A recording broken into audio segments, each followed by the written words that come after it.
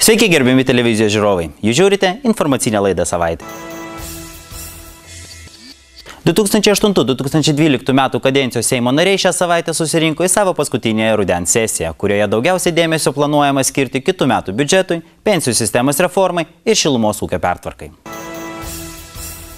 Sesija bus išskirtinė vien tuo, kad parlamentas dirbs tik pusantro mėnesio, tai yra iki naujų Seimo rinkimų, o darbų programoje 262 teisės aktų projektai, kuriuos ar pavyks priimti per numatytus posėdžius, abejoja net patys politikai.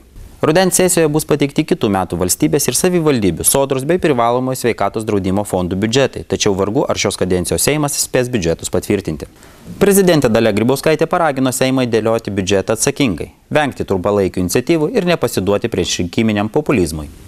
Prioritetiniais rudens sesijos darbais Irena Degutienė įvardino projektus susijusius su stabiliaisiais viešaisiais finansais, palankesnė aplinka verslui, viešųjų paslaugų tobulinimu ir valstybės tarnybos modernizavimu, administracinės naštos mažinimu, teisėtvarkos stiprinimu.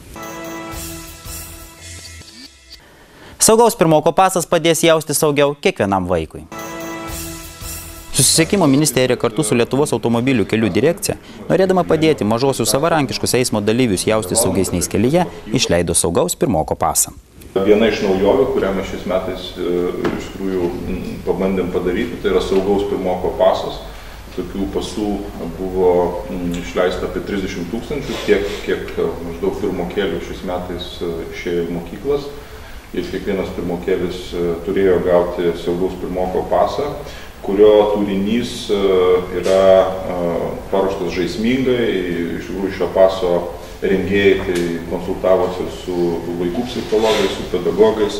Tai labai paprasta žaisminga forma yra pateikta pagrindinė informacija apie kelių eismo ženklus, apie tai, kaip reikėtų elgtis gatvėje, kaip reikėtų susidaryti su tėveliais kartu planą, nusibraižyti tiesiog, ten yra vieta, kaip vaikas eina į mokyklą ir kartu praeiti tas vietas, paaiškinant vaikui, kurios, sakykime, vietos yra ypatingos ir kaip elgtis.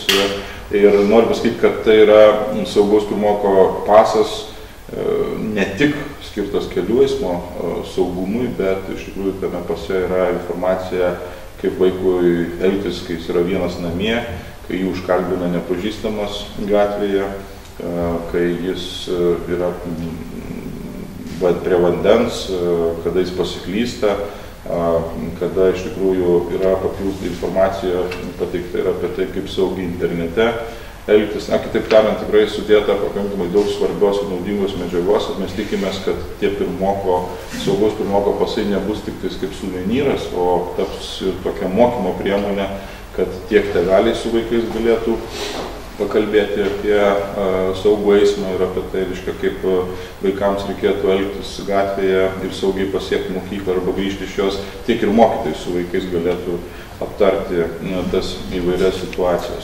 Pasak ministro, vaikams itin svarbus ir asmeninis tėvų pavyzdys, kaip saugiai ir atsakingai elgtis kelyje. Mokslo metų pradžia gera proga vėl priminti vaikui kelių eismo taisyklės ir kartu su juo nueiti iki mokyklos, atkreipiant jo dėmesį į tai, kur ir kaip reikia pereiti gatvę. Labai svarbu iš tikrųjų ir kaip patys tėveliai elgiasi, nes pagrindinis autoritetas yra vaikui jo tėveliai, ir jeigu jis mato, kad tėveliai atsakingai elgiasi kelyje, laikosi kelių eismo taisyklių, tai jis tada ir pats tampa atsakingai besielgiančiu. Jeigu tėveliai priešingai elgiasi, tai tu tada nei mokytojas šito vietoj, nei tuo labiau kokia tai ministerija čia nebepadės. Ir tam pačiam pase yra vaikui įdėtas toks testukas, kuriame jis turi užpildyti, ar tėveliai gerai vairuoja, ar tiesiog įvertinti ir savo tėvelius, kuris jų elgiasi. Ministras Eligijus Masiulis atkreipė tėvų dėmesį, kad jie pirkdami vaikų kuprines ar striukės pasirinktų tokias, kuriuose yra šviesą atspindinčių detalių.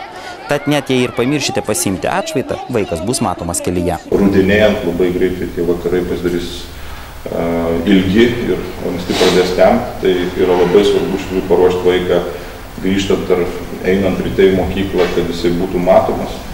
Šiuo atveju tam irgi daug skirsim dėmesio ir pradėsim vykdyti dabar rugsėjį, spalį ir labai tikslingą informacinę propagandą per žiniasklaidos priemonės, kad tikrai bandyti, bent vienu mažiau, nors viena gyvybė bus dėl šito išsaugota, tai jau bus pasiekimas. Susisiekimo ministerija taip pat rūpinasi, kad šalyje būtų sukurta kuo saugesnės transporto infrastruktūra. Keliuose būtų įrengtos inžinierinis eismo saugos priemonės. Jonavos rajono meras Mindaugas Sinkevičius kartą per mėnesį apžiūri miestą, sprendžia esamas problemas bei supažindina gyventojus su naujovėmis. Viena jų – tekstilės konteineriai. Tradicinės miesto apžiūros metu rajono meras kartu su uždaros akcinės bendrovės Jonavos paslaugos direktoriumi Gintautu Kaiša, miesto seniūnu Valerijumi Krugliakovu, aplinkosaugos ir civilinės saugos skyriaus vedėja Rasa Ilonienė bei žiniasklaidos atstovais pirmiausiai nuvyko į Juodmenos kvartalą. Suvalkiečių gatvės kelio kraštai yra suskilinėję, susidarę duobės. Miesto seniūnas įpareigotas pasirūpinti, kad gatvė būtų sutvarkyta. Sodų gatvėje tiesiama dviračių takų trasa. Mindaugas Sinkevičius atkreipė dėmesį, kad šalia tako esantis metaliniai stovai gali būti pavojingi dviratininkams ir pasiūlė juos pašalinti arba perkelti arčiau gyvenamųjų namų. Atkreiptas dėmesys į Žeimių gatvėje esančią pėsčiųjų perėją, kurioje buvo įrengtos švieselius. Šiuo metu vadinami perėjos mirksiukai išmontuoti, planuojama juos perkelti į kitą vietą. Tam, kad gatvėje įrengti šviesos prietaisus, buvo skirta 30 000 litų ir jie turi veikti. Rajono meras Mindaugas Sinkevičius įpareigojo miesto seniūną darbus atlikti spalio mėnesį. Jonavoje pastatyti konteineriai, kuriuos galima mesti, tinkamus naudoti drabužius, žaislus, patalynę, užuolaidas. Idėja tokia, kad ilgą laiką Jonavoje nebuvo galimybės išmesti nepanaudotų rūbų, ar ne? Manau, kad visi jų turim. Rūbų, skudurų. Rūbų, skudurų. Tai kartais gaila tokių dalykų, kaip pasakyti, išmesti konteinerį, norisi, jeigu dar geras daiktas, norisi, kad jis būtų panaudotas. Ir buvo idėja pirminė tokia, kad atsirastų tokie konteineriai, kur galima būtų ne į buitinį konteinerį, ne į kažkokį kitą konteinerį, o į specialų konteinerį išmesti savo panaudotus drabužius. Su idėja, kad juos galėtų pasinaudoti Caritas ir taip toliau. Dabar tas, kas konteineriai pastatyti, tai panašu, kad Caritas jau kol kas nepriims, bus panaudojami perdirbimui, bet idėja buvo ta, kad galėtų dalį, kas tinka, atsirinkti Caritas, o kas jau netinka, tai yra perdirbimui. Ir manau, kad tą idėją dar įgyvendinsim. Konteineriai statomi arti prekybos centrų, kad žmonės važiuodami apsipirkti galėtų išmesti jiems nereikalingus drabužius. Jonavoje planuojama pastatyti 10 tokių konteinerių. Planuojama 10 dabar statyti ir žiūrėsim, kaip vyks tas rūšiavimas. Jeigu reikės, tai ir daugiau statysim. Čia kolegos kaip visą laiką eksperimento tvarka, kai kam patinka, kai kam nepatinka, bet panašiai kaip ir su šunų dėžėm, plečiam savo diapazoną nuo iki.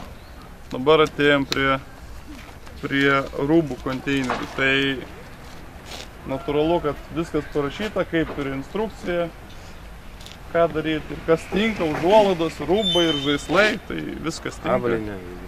Tai gyventojai, kurie norėtų pasinaudoti tokią galimybę, kad jų daiktai būtų perdirbti, tai kviečiam tą ir padaryti, nes tekstilė į sąvartyną neturėtų keliauti. Rajono savivaldybė planuoja pasirašyti sutartį su miesto Caritu, kad tinkamus daiktus galima būtų perduoti nepasiturintiems asmenims. Dirbti su mūsų rajone veikiančių Caritų ir kad dalis drabužių būtent jiem tektų. Tai aišku, dar nesuderinom tų veiksmų, bet priklausomai žiūrėsim, aišku, kiek čia gyventojų atsilieps į tą mūsų pasiūlytą naujovę. Tikimės, kad atsilieps. Pirmą kartą Jonavoje vyko menų pleneras. Menų plenerą Jonavoje surengė asociacija Visuomenės pažangos institutas, vadovaujamas pirmininkės Redos Zakarauskaitės.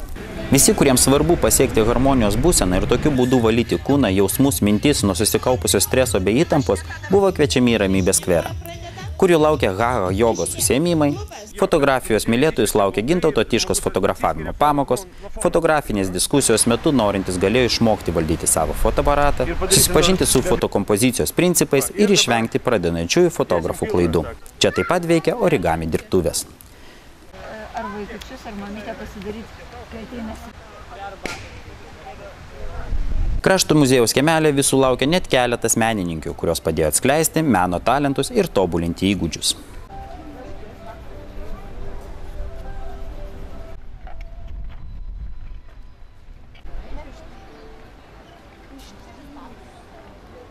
Neries pakrantėje buvo demonstruojama parodomoji programa. Norintieji turėjo galimybę pasisemti patirties iš aukšto lygio meistrų, kurie renginio metu mokino kovos elementų. Visus neabejingus judesių kvietė šokio menui skirta erdvė. Programoje net 4 skirtingi klubai kvietė žiūrovus pačius tapti šokėjais. Renginio dalyviai galėjo išmokti hip-hopo elementų, pilvo šokio pradmenis pristatė klubo Aquaera treneriai, šokti taip pat kvietė Senamiesčio gimnazijos šokio studija Juventa. Renginio idėją aktyviai palaikė dažnai jaunimo kūrybinio užimtumo formoms pritarintis ir įvairias akcijas skirtas jaunimui remiantis mero pavaduotojas Remigijus Susauskas, kuris ir tapo šventės globėjų. Renginys, kuriuo metu pristatom Jonavos miesto gyventojams, rajono gyventojams net 7 meno sritis, meno rūšis. Tai yra šokis, tai yra muzika, tai yra joga, tai yra origami ir dailė, yra rytų kovos menai, iš tiesų fotografija taip pat. Ir kas yra neįprasta, turbūt tai, kad šį renginį organizuoja, inicijuoja, rengia ir kūrė ne profesionalūs kultūrnešiai, o būtent aktyvūs jaunimo atstovai, susibūrę į viešąją įstaigą Visuomenės pažangos institutas. Ir manau, kad ši akcija, šis pleneras menų turėtų rasti savo nišą Jonavos mieste, nes matydami, kiek dalyvių pasirenka vieną ar kitą meno sritį ir bando įsitraukti, bando pakartoti, išmokti ir galbūt, jeigu tai patiktų, būtent Jonavos klubai, Jonavos organizacijos, kurios užsiema konkrečia tą veiklą, tikrai pakvies ir galės visus metus užsiiminėti mėgstamą veiklą. Pasak Jonavos rajono savivaldybės jaunimo tarybos pirmininko Erlando Andrėjevo, tokia jaunimo iniciatyva yra sveikintina. Buvo abejonių, kad šis projektas pasiseks, bet kaip matome, viskas įmanoma. Ir aš tikrųjų labai graži, vien dėl to, kad menų pleneras, kuris aprėpintis tiek daug, kiek šokį, meną, dainavimą ir fotografijas. Tai toks renginys iš tikrųjų yra visų pirmą kartą Jonavoje. Tai kaip iniciatyva tokia, kad padaryti vienu metu Jonavoje, tai yra sveikinti. Projektas, kai buvo pateiktas jaunimo reikalų tarybai, buvo aptaros pavasarį. Tikrai, aš galiu pasakyti, dvejojau, ar sugebės Jonavoje tokį įvykdyti.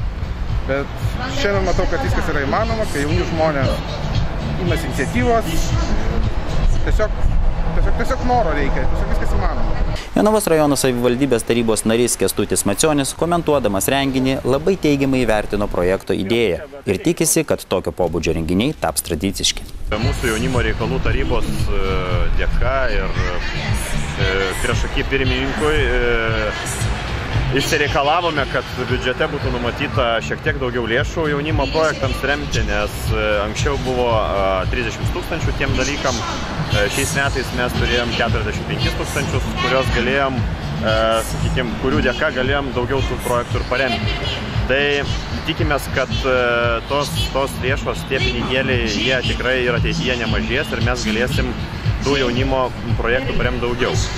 Kas tai yra jaunimo projektai? Ir kitą kartą galbūt ne visi supranta, kam tie pinigai skiriami ir koks yra jų tikslas. Tai pagrindinis tikslas yra, kaip žinia, mes esam provincija ir mūsų miestas turi ir nemažą rajoną, tai prioritetas yra kiek įmanoma įtraukti jaunimą į visokią, kiek įmanoma platesnę veiklą. Atitraukti juos nuo kompiuterių, atitraukti juos nuo sėdėjimų pakampėse, kad jie kažką darytų, kad jie kažką organizuotų. Taip sakant, kad ta iniciatyva, kurie jie galbūt turi savo mintise, kad jie galėtų ją išreikšti ir realizuoti. Taip, kad šitas projektas yra vienas iš tokių pavyzdžių, kur atėjom kaip jaunimo reikalų tarybos nariai pasižiūrėti, kaip tai iš tikrųjų projektas yra ne tik popieriuje, ne tik popieriniam variante, bet kaip jisai iš tiesų realizuojamas dienos šviesoj. Taip, kad džiaugiamės, kad iš tikrųjų jisai yra tikrai